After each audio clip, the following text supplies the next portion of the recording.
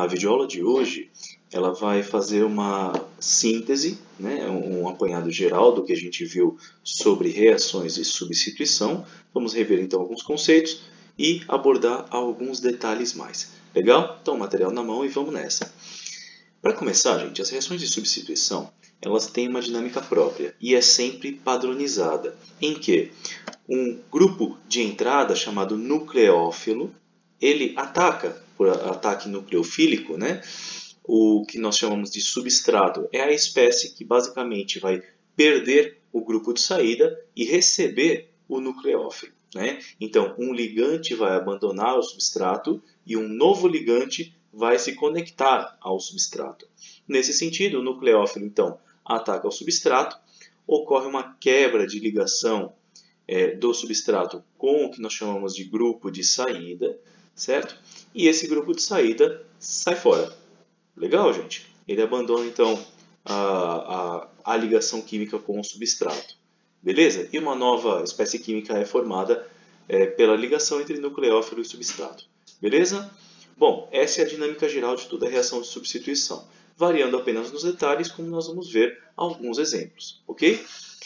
Por exemplo, nós temos a hidroxila na condição de nucleófilo, promovendo aí um ataque nucleofílico ao clorometano. Legal? Isso forma, vale lembrar aqui, uma espécie intermediária, chamada de estado de transição, que é um estado instável, tá? Onde as ligações não completas entre o substrato e o nucleófilo, e o substrato e o grupo de saída, não estão totalmente integradas essas ligações. Tá? Nesse sentido, é aí que a reação ela se processa na fase mais rápida. Esse estado de transição ele é muito curto em termos de tempo de duração, certo? E, ao final da reação, o nucleófilo ele estabelece, por fim, a ligação com o substrato e o grupo de saída quebra a sua ligação com o substrato e sai. Legal? Bom, vamos lá. Verificar agora um outro exemplo. Nesse caso, é uma síntese de álcool, tá? Por substituição nucleofílica. Nesse caso, temos aqui como nucleófilo duas moléculas de água. Na prática, é só uma parte dessas duas moléculas de água que são nucleófilos.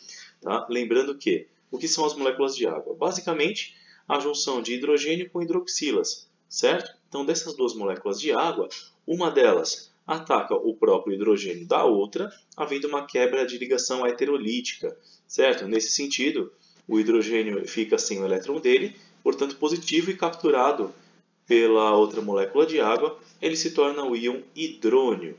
Legal? O que resta é a hidroxila, que promove então o ataque nucleofílico ao substrato, certo? E isso acaba gerando a quebra de ligação entre o substrato e o grupo de saída, que é o cloro.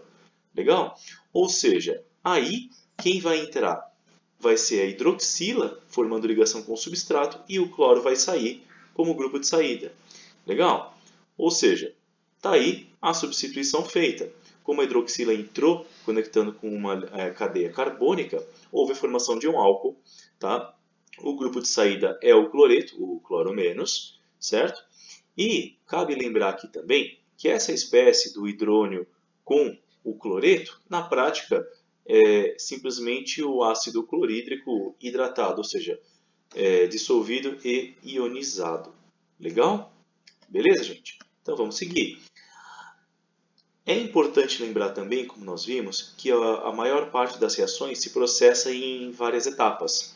Tá? Mesmo as reações de substituição nucleofílica, né? Que nós abreviamos para SN. Existem dois tipos de substituição nucleofílica, do tipo 1 e do tipo 2, que para o material que nós precisamos, não importa agora.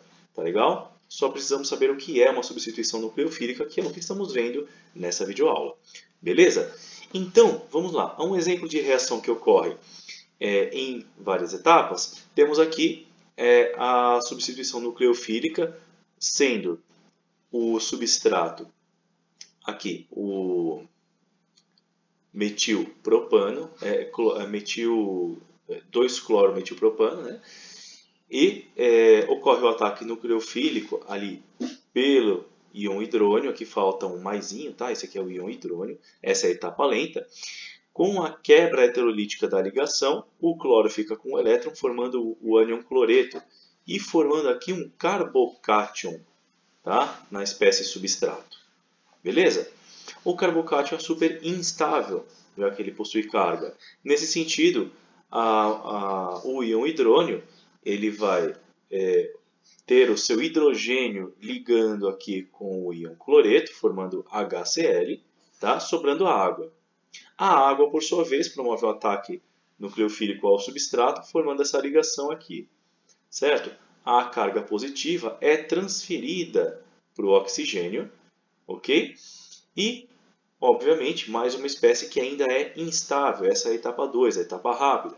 Mais uma etapa rápida se processa, tá? E esse hidrogênio é eliminado também, voltando para o íon hidrônio, que uma molécula de água captura. Esse hidrogênio forma-se mais um íon hidrônio e, por fim, essa reação finaliza com a formação de um álcool. Legal? Mas para que serve? Para mostrar que as reações elas se processam em etapas. Precisamos decorar essas etapas? Não, não precisa. Só saber que existem etapas rápidas e lentas para determinadas reações químicas. Beleza? Mas o processo de substituição nucleofílica permanece na sua forma mais genérica. Gente, a substituição nucleofílica ela pode acontecer dando origem à formação de vários compostos diferentes. Por exemplo, um haleto em que ocorre substituição nucleofílica por hidroxila acaba gerando um álcool. Legal? Quando um haleto sofre a substituição nucleofílica pelo hidrogênio sulfeto, ocorre a formação de um tiol. Substituição nucleofílica por uma cadeia carbônica conectada a um oxigênio negativo, forma um éter. Formação de um tioéter com uma cadeia carbônica conectada a um sulfeto.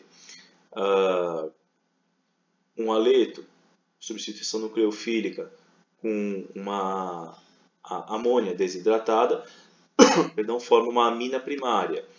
Ok? E assim vai. Nós temos vários tipos de reação, por exemplo, que ocorrem no processo de substituição nucleofílica. Não há necessidade de decorar cada uma delas, só a necessidade de entender que todas elas pressupõem a substituição.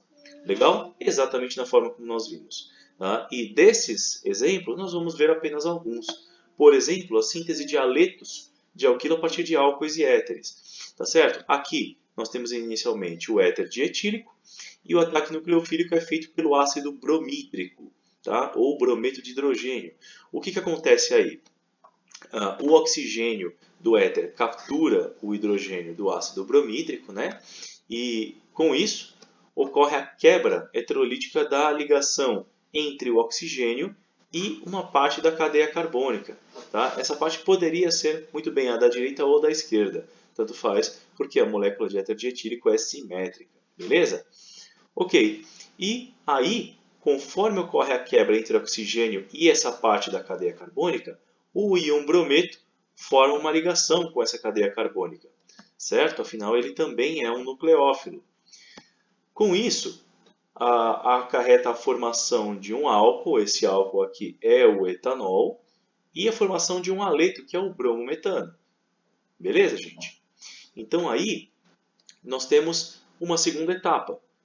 A reação entre etanol e ácido bromídrico, né? Nós temos aqui como ocorre a formação de um etanol, né? O meio ainda possui ácido bromídrico, né? Supondo que o ácido bromídrico é uma espécie em excesso, né? Quando ele reagiu aqui com o éter, ainda sobrou ácido bromídrico que pode vir a reagir com o etanol. É aí que nós entramos. Tá? Então, o etanol reagindo com o ácido bromídrico restante também gera uma reação química, em que o oxigênio captura o hidrogênio, a quebra heterolítica promove a formação do íon brometo e do etanol protonado, ou seja, é o etanol com um hidrogênio a mais. Legal? Com isso, o íon brometo ele vai promover um ataque ao carbono ligado ao oxigênio e nisso formando um haleto, que é o bromometano, ocorrendo a liberação da molécula de água. Essa é uma possibilidade de acontecer. A reação podia muito bem ter parado na formação do etanol e do bromometano, tá certo? Mas o excesso de ácido bromítrico pode levar à formação de novas reações, que é no caso essa etapa 2 aqui e a etapa 3. Beleza, gente? Tá? Preciso decorar? Não, é só entender que esse processo existe e é de substituição nucleofílica. Aqui aconteceram algumas substituições nucleofílicas. Percebe que nós não estamos falando de uma reação só. Ok? Bom, aí nesse sentido, temos nucleófilo, substrato e grupo de saída. Tá legal?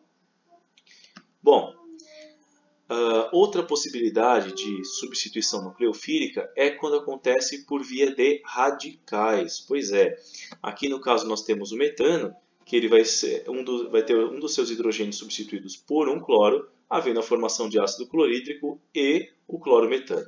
Tá? Isso acontece com a presença de radiação, normalmente radiação luminosa. Legal? Bom, como que acontece? A radiação ela promove a quebra homolítica, é uma quebra por igual, da molécula de gás cloro. Ou seja, cada elétron da ligação covalente vai de volta para os seus átomos de origem, tá? Formando, portanto, dois radicais cloro. Por que radicais? Porque eles têm justamente um elétron desemparelhado. Esse elétron desemparelhado permite que o radical seja altamente reativo, tá? E esse radical, portanto, vai interagir. Ok? Olha só. Então, esse radical cloro, cada radical cloro, né, ele vai interagir com o metano, a molécula de metano, que é o CH4. Tá? E nesse sentido, ao conectar com o metano, ocorre a liberação do radical metila e o cloro forma a ligação com o hidrogênio, formando o cloreto de hidrogênio ou ácido clorídrico. Esse radical metila, por ser um radical e ter um elétron desemparelhado também é reativo. O resultado é o radical metila, ele vai se encontrar com uma nova molécula de gás cloro, tá? Promovendo uma quebra, tá?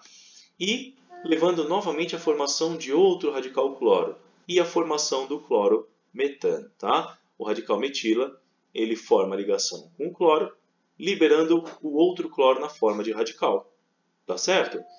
Esse cloro na forma de radical ele pode vir a sofrer várias outras reações, tá? Como consequência.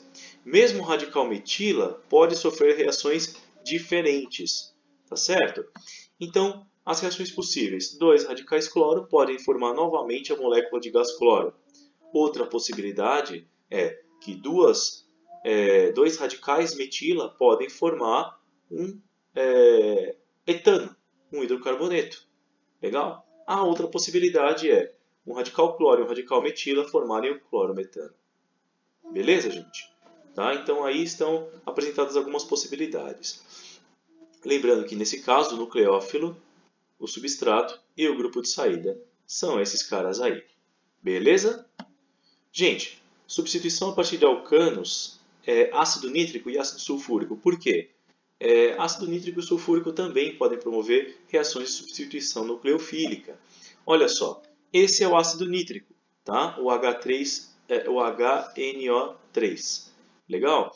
Promovendo um ataque nucleofílico ao metano, certo? Nesse caso, o oxigênio ele ataca o hidrogênio, promovendo a absorção de um hidrogênio a mais pela molécula de ácido nítrico, certo? E formando uma espécie instável.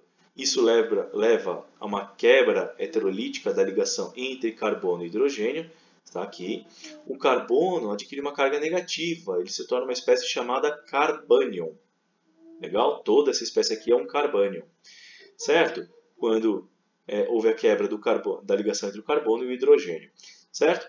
As duas espécies são muito reativas. O resultado é que o ácido nítrico ele tem uma quebra novamente entre o hidrogênio aqui,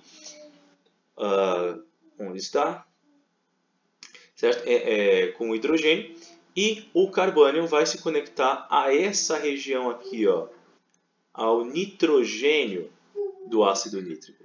Tá? Ou vai ocorrer, portanto, a liberação desse trecho aqui, que é basicamente uma molécula de água. Legal? Então, ocorre a formação do nitrometano e da água. Beleza? Certo? É uma reação de substituição nucleofílica, em que o substrato é o metano, o grupo de saída é o hidrogênio e o nucleófilo é o ácido nítrico. Beleza? Bom, outra possibilidade é quando ocorre a substituição com um ácido sulfúrico. O processo é muito similar, assim como no ácido nítrico.